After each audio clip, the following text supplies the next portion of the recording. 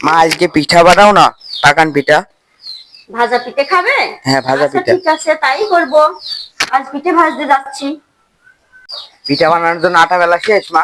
পিঠা বানানোর জন্য ভালো করে আটাটা ছেনে নিলাম।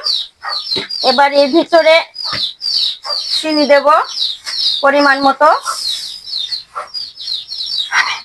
এর ভিতরে একটু খেজুরের গুড় দেব। খেজুরের গুড়টা দিলে পিঠাটা খুব সুন্দর হয়, বাসনা হয়।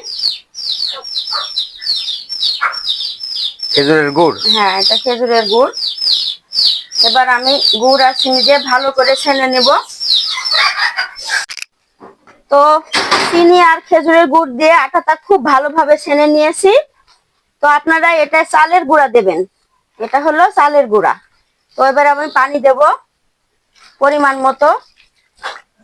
পানি দিয়ে ভালো করে ছেনে নেব। ভালোভাবে আটাটা মিশিয়ে নিতে হবে। খুব বেশিক্ষণ একটু আটাটা মিশিয়ে নেবেন সুন্দর করে, তাহলে পিঠিটা সুন্দর হবে। তেল দিচ্ছ মা?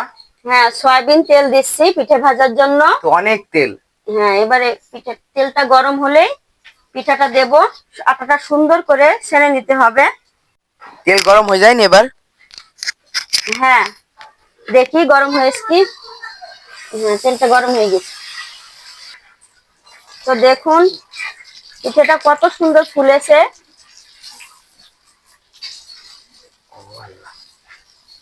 প্রথম পিঠা ওই জন্য নরম হইলো নাকি? তাহলে মা অবশেষে পিঠে ভাজা কমপ্লিট। হ্যাঁ, এবার পিঠে ভাজা শেষ। আমার পিঠে ভাজা হয়ে গেছে।